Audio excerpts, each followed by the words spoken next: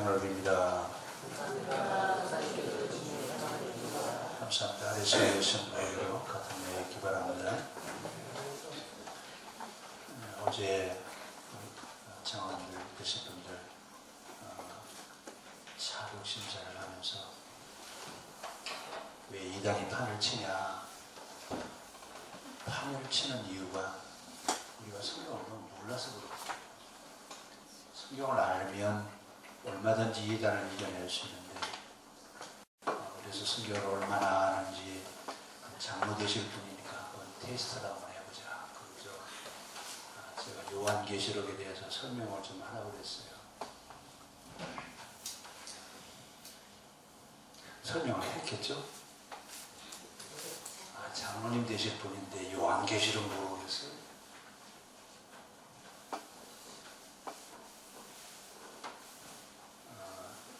이단이 판을 칠 수밖에 없는 것이 우리가 성경을 몰라서, 우리가 성경을 알면 얼마든지 이겨낼 수 있는데, 또 이단에 넘어가는 사람들도 모르니까 넘어가는 겁니다.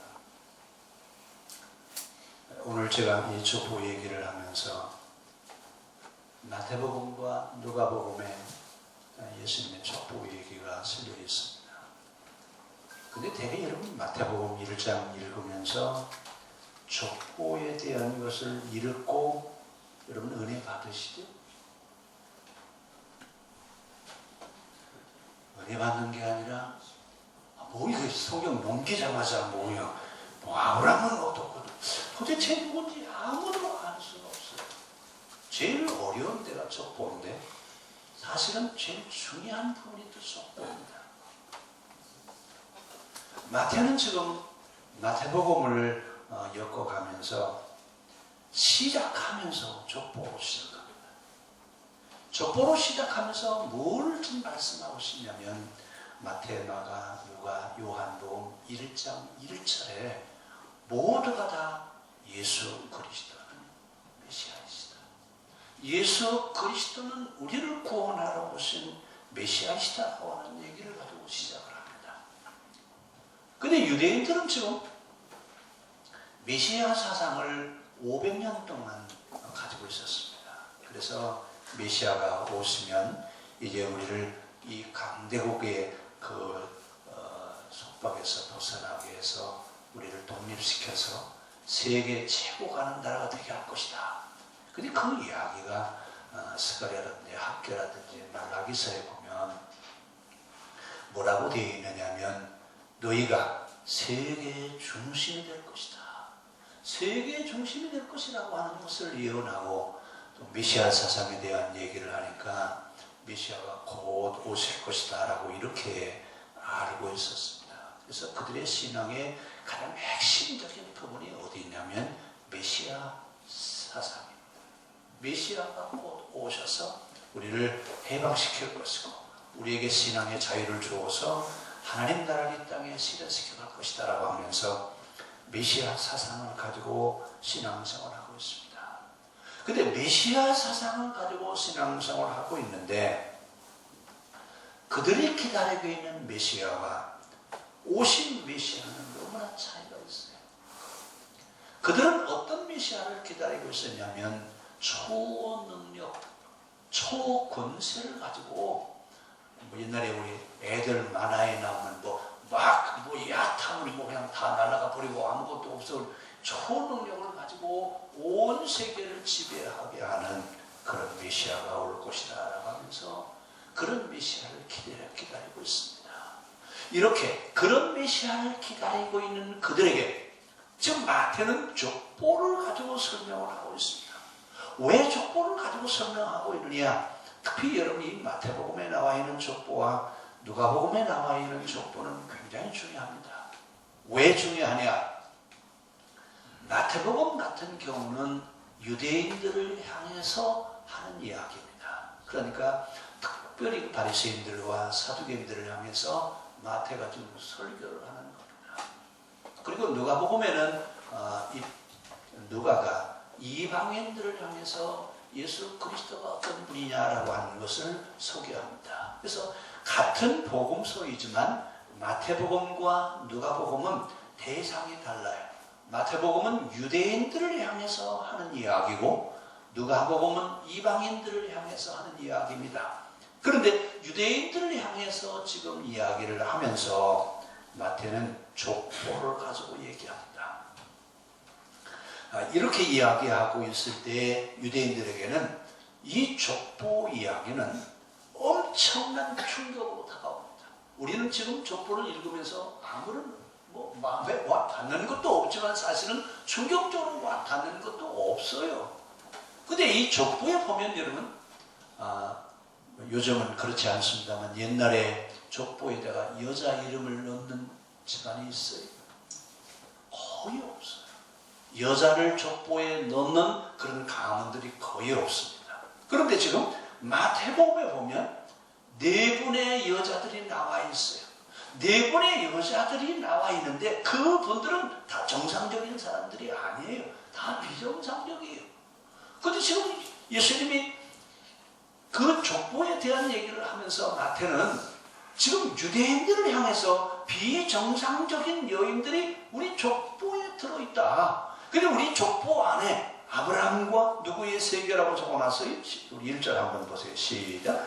아브라함과 다윗의 자손 예수 그리스도의 계보라. 누구에 대한 얘기를 하고 있다고요? 아브라함부터 시작되어지는 예수님의 족보에 대한 얘기를 하고 있는데 그 아브라함부터 시작되어지는 족보 가운데 다말이라고 하는 여인과 또 라합은 여러분 누군지 아시죠? 기생 라합, 또 룻, 우리아의 아내 누구예요? 여러분 꼭 다윗은 우리아의 아내에게서 누구를 낳고 꼭 써놨어요.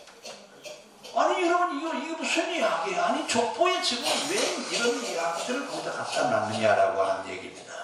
자, 이 이야기를 하는 마태는 의도를 가지고 지금 족보에 대한 얘기를 하고 있습니다. 마태는 지금 유대인들을 향해서 지금 하고 있는데 이 유대인들은 그 당시 족보에 대한 것을 굉장히 강조를 합니다. 그래서 결혼을 한다든지 아니면 제사장이 된다든지 내인이 되려면 우리 옛날에 어디 취직하려고 그러면 호적 등본 꼭 필요했잖아요. 주민등록등본이나 호적 등본을 서류를 첨부했던 것처럼 특별히 결혼을 할 때는 양쪽 집에 우리는 사준가 뭔가 이거 나누잖아요. 근데 이 사람들은 결혼할 때 양쪽 집에 족보를 나눠서 우리 집안이 지금 얼마나 아브라함의 혈통을 이어가고 있는 그런 족보냐라고 하는 것을 굉장하게 지금 생각하고 살던 시대입니다. 그래서 어느 집안이든지 아브라함의 혈통이 5대손 안에 있는 집안이어야 의로운 집안이고 그런 사람들을 이어야 예수 그리스도를 의인이다라고 이렇게 이야기를 합니다. 이러면서 족보를 그렇게 귀하게 생각하고 있을 때 마태는 지금 족보를 가지고 이 얘기를 하는데 이 족보를 가지고 얘기하면서 하고 싶은 이야기는 뭐냐면 예수님은 메시아이시다. 근데 유대인들이 기다리는 메시아가 아니라 유대인들이 말하는 메시아가 아니라 오신 메시아는 죄인을 구원하러 오신 죄인의 메시아는 의인의 메시아가 아니라 죄인의 메시아라고 하는 얘기입니다. 그러면서 족보에서 여인들을 이야기하는데 정말 어떻게 성경에 이런 이야기가 있을 수 있을까 할 정도로 그런 분들이 지금 이 예수님의 족보 안에 있습니다. 자, 이렇게 족보 안에다가 마태는 의도적으로 지금 이런 분들을 족보 안에 기록을 해놨는데 왜 이렇게 기록하고 있느냐? 오실 메시아는 유대인들이 기다리고 있는 그런 메시아가 아니라 죄인을 구원하러 오신 죄인의 메시아라고 하는 것을 강조하기 위해서 지금 이 족보 얘기를 하고 있습니다. 그런데 어떻게 보면 유대인들은 신앙의 핵심이 메시아 사상입니다. 그래서 이 메시아 사상을 신학적인 어떤 사상으로 가져온 것이 아니라 아예 신앙화시켜서 그들의 신앙의 최고의 가운데 중앙에는 이 메시아 신앙이 들어있습니다. 그래서 그들은 인사를 할 때도 마라나타, 아멘 주 예수여 어서 오시옵소서 라고 하면서 메시아 대망을 500년 동안 그렇게 기다리고 있습니다. 자, 이렇게 500년 동안 기다리고 있는 그들에게 마태는 뭐라고 얘기냐면 메시아가 오셨다. 메시아가 오셨다. 근데 유대인들은 지금 예수님을 메시아로 받아들여야 안 받아들여요? 메시아로 인정하지 않는 거예요. 메시아로 인정하지 않는 유대인들을 향해서 뭐라고 얘기냐면 예수는 그리스도시다. 예수는 메시아이시다라고 하는 이 얘기를 지금 유대인들에게 유다가 지금 이 마태가 그 이야기를 하고 있습니다. 결국 유대인들은 예수님을 메시아로 받아들이지 않고 있습니다. 그들에게 뭐라고 말하냐면 유대인들아 예수님이야말로 메시아다. 우리가 그렇게 바라고 기다렸던 메시아다라고 하는 얘기입니다. 이 이야기를 하기 위해서 마태는 지금 족보 이야기를 가지고 시작을 하고 있습니다. 근데 그 족보에 대한 얘기를 시작할 때 아브라함 때부터 시작하는데 사실은 이스라엘의 역사의 시작은 출애굽부터입니다. 이스라엘이 형성되어진 것은 출애굽 때부터 형성되어지는데 이스라엘 족보, 이스라엘 역사의 그 시작은 어디로 올라가냐면 아브라함 때부터 시작되어지는 것으로 이야기합니다. 이러면서 아브라함 때부터 우리는 신앙을 전승시켜 왔다라고 하는 것을 우리는 얼마나 오랫동안 신앙으로 살아왔느냐라고 하는 것을 그들은 그렇게 이야기합니다. 수백 년 동안 신앙생활을 해오면서 포로기 이후에 메시아 사상이 신앙이 되어버렸습니다. 그리고 500년 동안 예수님이 오시기 전에 500년 동안 그들의 신앙의 핵심은 메시아 사상을 가지고 있었다 그 말입니다. 근데 이 메시아 사상은 유대인들이 만들어내는 것이 아니라 구약 성경을 연구하다 보면 사사기로부터 메시아 사상이 예언이 되어집니다.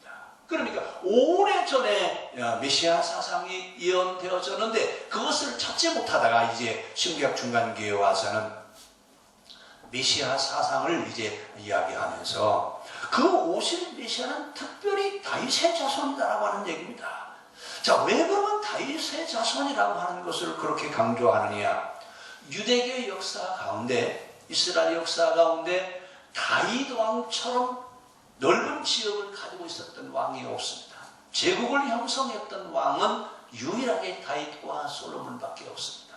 그래서 지금 그들의 염원은 다윗을 통해서 만들어졌던 그 제국처럼 이제 오실 왕은 다윗의 후손으로 다윗과 같이 그런 큰 제국을 이루어갈 수 있는 왕이 되기를 소망하면서 다윗의 후손이라고 지금 그렇게 이야기합니다. 그러면서 자신들을 해방해 줄 수 있는 사람, 다윗처럼 주변의 나라들을 지배하는 그런 황제와 같은 그런 메시아가 올 것이다. 그래서 유대인들은 지금 메시아를 기다리고 있습니다.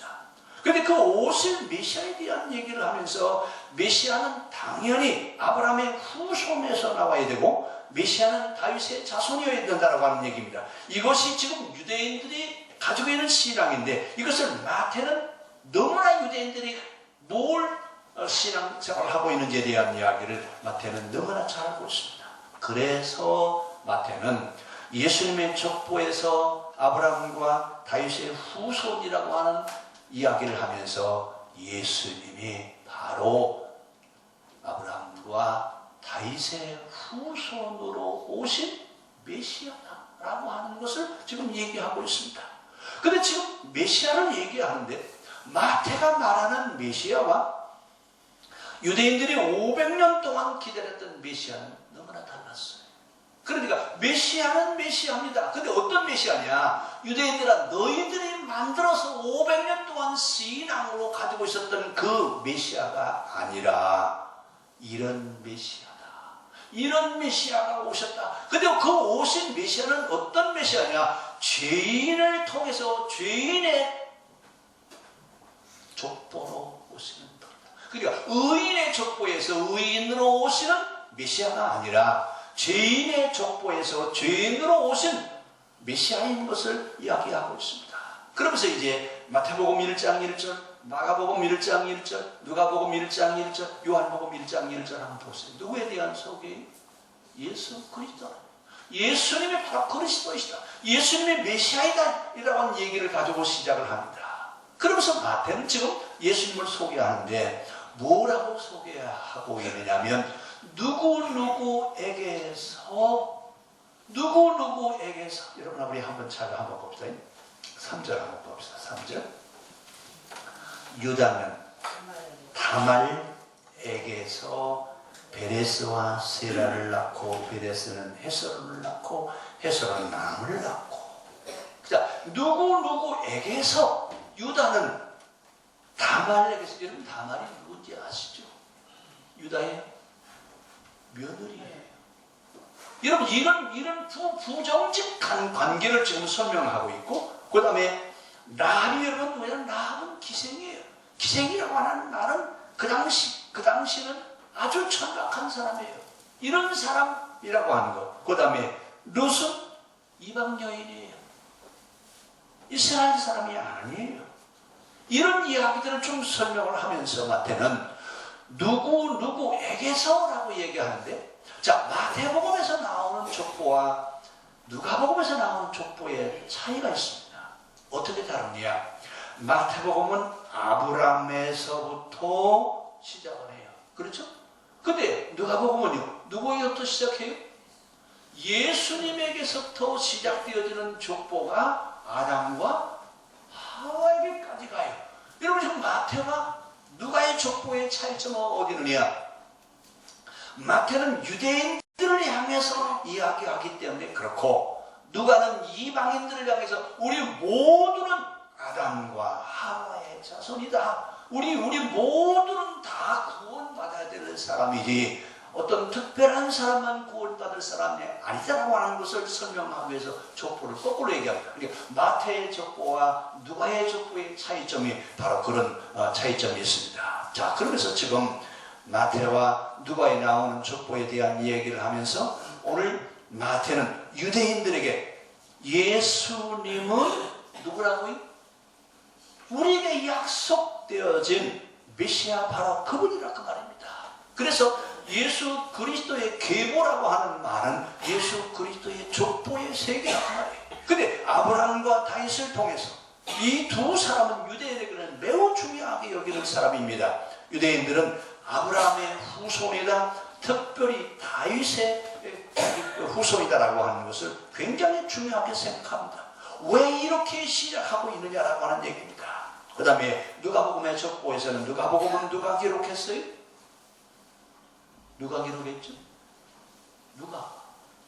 근데 사실은 누가의 이야기가 아니라 바울의 설교인데, 바울의 설교를 누가가 기록하는데 바로 누가복음과 사도행전은 한 책입니다. 한 책인데 너무나 분량이 많으니까 두 책으로 나눠놨는데, 마태가 얘기하는 족보와 누가가 이야기하는 족보가 다르다라고 하는 얘기. 뭐가 다르냐? 누가는 이방인으로서 바울을 통해서 예수 그리스도를 믿게 되었고, 그 이방인인 모든 사람, 자기 같은 사람도 구원받을 수 있게 되었다라고 하는 것을 이야기하기 위해서 마태와 누가의 족보는 정반대로 되어 있습니다. 그러면서 마태의 족보는 모든 사람들이 다 의인이어야 된다 그 말입니다. 의인이어야 되는데 예수님의 족보를 보니까 예수님의 족보는 의인의 족보예요? 죄인의 족보예요? 이런 족보가 어디 있어요? 아니, 다말에게서, 기생 라합에게서, 이방인 룻에게서, 심지어 우리 아이의 아내? 아니, 이런 부정직한 그런 불합리한 이런 일들이 있었다라고 하는 것을 있는 그대로 소개하고 있습니다.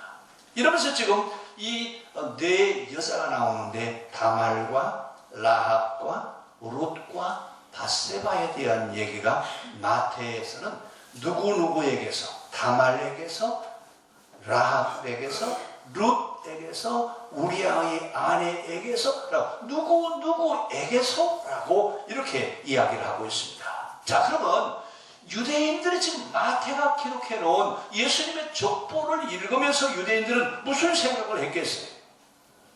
받아들일 수 있을까요? 엄청난 충격으로 받아들일 수밖에 없고 아마 받아들일 수가 없었을 겁니다. 왜냐하면 이 유다는 야곱의 아들이에요. 야곱의 아들인데 다말렉에서 베레스와 세레를 낳았다고요? 여기서부터 이제 여자 이름이 족보에 기록하는데, 족보에서는 이런 일이 아마 현세에서도 이런 일이 있으면 안 되죠. 이런 부정직한 일이 어떻게 있어요? 근데 또 누가 또 드러나오냐면 기생 나합이라고 하는 분의 여자 이름이 여기에 기록되어 있고, 또 보아스라고 하는 사람은 룻에게서 오벳을 낳고, 오벳이 누구냐면 다윗의 할아버지예요. 그러니까 결국은 다윗이라고 하는 그 혈통도 누구에게 혈통이에요? 이방인들이 그 혈통 속에 들어있다라는 얘기예요. 자, 그러면 마태복음에서 지금 족보를 쓰면서 유대인들에게 지금 말하고 싶은 게 있습니다. 예수님은 메시아이신데 유대인들이 500년 동안 기다리고 있었던 그런 메시아가 아니라 죄인을 구원하기 위해서 죄인의 족보를 가지고 죄인 족보 속에서 오신 예수님에 대한 이야기입니다. 이 얘기를 하시기 위해서 네 여자에 대한 이야기를 하고 있는데, 이 네 여자 모두가 공통점을 가지고 있는 게 뭐냐면 정상적인 결혼이 아닙니다.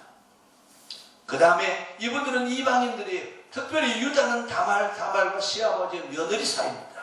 자, 이런 관계, 또 이방인에게서 낳았고, 다윗은 또 누구에게서요? 바세바라고 얘기하지 않아요. 꼭 누구 얘기해요? 우리아의 아내에게서.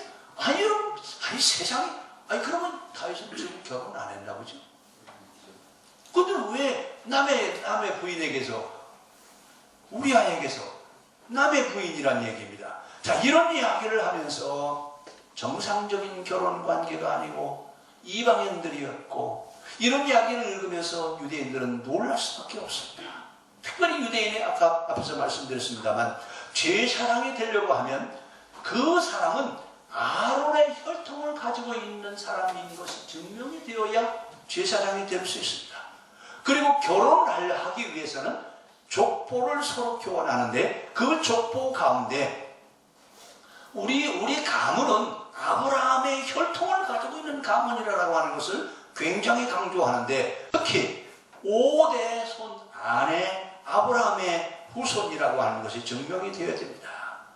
근데 족보 가운데 비정상적인 결혼은 물론이고 이방인의 피가 지금 이 족보 속에 들어있다.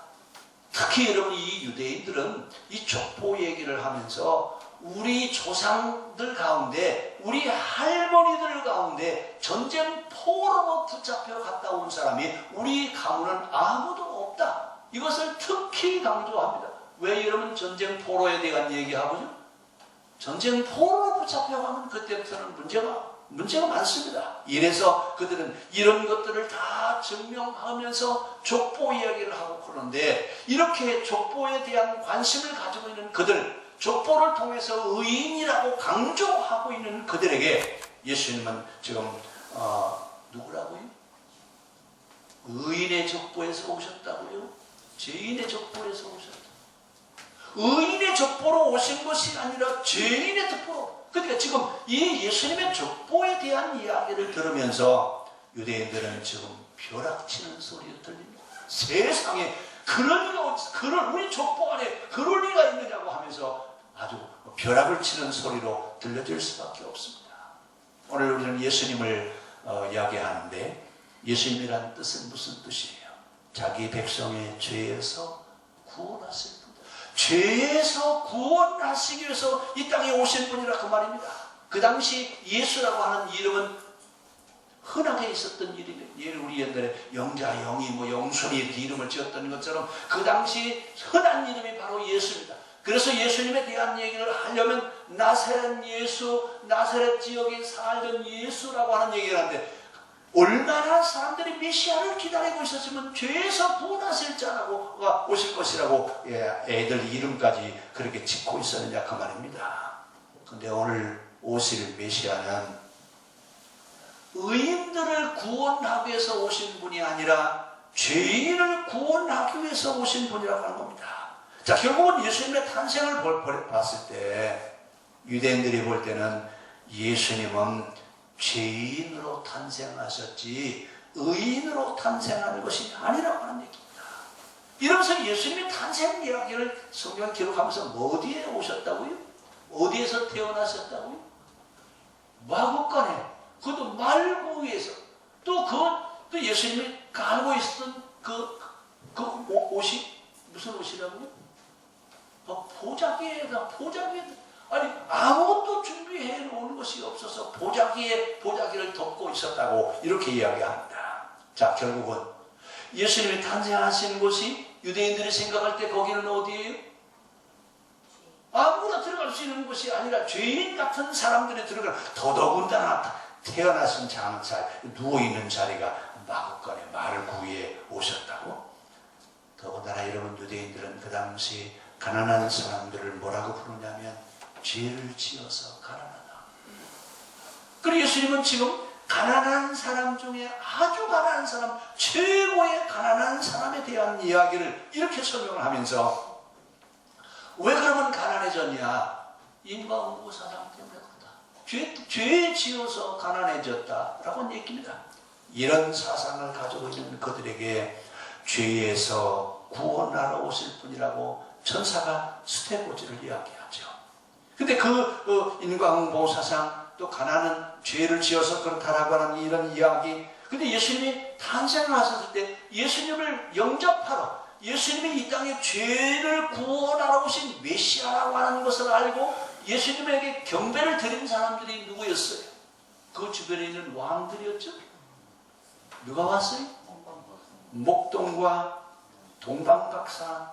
이 사람들은 누구예요? 그 당시 목동은, 유대인들은 목동은 사람 취급하지 않습니다. 뭐라고 얘기하냐면 도둑놈 중에 도둑놈, 아주 도둑놈의 대명사라고 그렇게 인정을 하는데, 그분이 예수님이 탄생하셨다라고 하는 것을 알고 예수님을 영접했죠. 그 다음에 또 누가 왔냐면 동방박사가 왔는데, 이 동방박사들은 별을 연구하는 점성술가라고도 얘기하고 이방인 지역의 왕들이라고 얘기합니다. 근데 여러분, 이 동방박사들이 예수님의 별을 보고 따라왔는데 어디까지 왔어요? 예수님이 누워 계신 마구간까지 와서, 그 마구간에 와서 그 모습을 보면서 이분들은 뭐라고 했어요? 아니, 오신 왕이 어디 마구간에 오셨어? 이 무슨 왕이야? 그리고 돌아갔나요? 아니, 그 사람들은 황금과 유향과 모략이라고 하는 예물로 경배를 하고 돌아갔어요. 이 이야기는 무슨 얘기냐? 이방인의 동방박사들은 예수님이 왕으로 오신 것을 인정하고 그에게 왕이 탄생하면 드려지는 예물을 드리고 갔다 그 말입니다. 유대인들은 자기들을 구원하러 오신 예수를 왕으로 인정하지 않는데, 이방인들은 그분이 오신 분이 자기들을 구원하러 오신 왕이라고 하는 것을 인정하고 예물을 드리고 돌아갔다 그 말입니다. 오늘 여러분, 우리 이야기를 들으면서 우리는 예수님이 마구간에 나타나시라고 하는 이야기로 끝나버리면 안 됩니다. 그분이 우리를 구원하기 위해서 오신 메시아라고 하는 것을 인정하고, 나는 그분에게 무엇으로 예물을 드렸습니까? 그분이 나의 왕으로 오셨다라고 하는 것을 나는 어떻게 인정했느냐라고 하는 이야기입니다. 동방박사들은 예수님이 분명히 이 땅에 죄인들을 구원하러 오실 분이라고 하는 것을 인정하고 예물을 드리고 돌아갔죠. 그러면서 예수님이 사생애와 공생애를 시작하시면서 예수님은 죄인의 삶을 사셨습니다. 갈릴리에서 사셨다라고 하는 이야기는, 특히 나사렛이라고 하는 그 동네는 아주 가난한 사람들이 사는 동네입니다. 그러면 가난한 사람들이 사는 동네에 예수님이 30년 동안 사셨다라고 하는 이야기는, 가난한 사람, 즉 가난이라고 하는 것이 뭔지 그는 알고 살았다 그 말입니다. 근데 직업은 또 뭐예요? 직업은 목수예요. 또 이런 직업을 가지고 있는 사람들은 그들은 죄인이나 이런 일을 하지 아무거나 그런 일을 하는 게 아니다. 그래서 너무나 가난해서 예수님은 학교에도 못 가셨습니다. 학교에도 갈 만한 그런 여유가 없어요. 예수님이 탄생하셨을 때 8일 만에 할례를 받는 그런 교일이 있는데 그 할례를 받을 때 예수님이 드렸던 예물이 뭐냐면 비둘기 한 쌍이에요. 가장 가난한 사람들이 드리는 예물 비둘기 한 쌍을 드렸다는 얘기입니다. 결국은 이 땅에 죄인을 구원하기 위해서 오신 죄인의 메시아인데 그분은 가장 가난한 사람들의 삶을 사시면서 당신이 십자가에 죽으시죠. 십자가에 죽으시는 것은 이 땅에 있는 사람들을 살리시기 위해서 당신이 갈 수 있는 길이 죽음의 길인 것을 아시고 이 땅의 모든 사람들을 죄에서 죽음에서 구원하시기 위해서 십자가를 지셨습니다. 오늘 그러면 우리는 예수님이 바로 누구로 다가와야 되느냐? 유대인들은 자기 현실의 문제를 해결해주는 메시아라고 기대를 하고 있었는데 오신 분은 유대인들이 자기 현실의 문제를 해결하기 위해서 오신 메시아가 아니라 죄인을 구원하기 위해서 오신 죄인의 메시아라고 하는 얘기입니다. 오늘 우리는 죄인의 메시아인 것을 고백하는데 나에게 주어진 삶은 한 번밖에 없는데 내가 여기서 어떻게 살아야 되는가? 이 문제에 대해서 고민을 하면서 하나님 어떻게 살아야 옳은 것이고 어떻게 살아야 바른 것인지 이 문제를 우리에게 가르쳐 주셔서 죄인을 구원하러 오신 예수 그리스도의 삶을 나도 따라가며 살 수 있는 신앙생활 할 수 있기를 원합니다. 우리의 신앙 고백일 수 있기를 바랍니다. 기도하겠습니다. 하나님, 세상의 사람들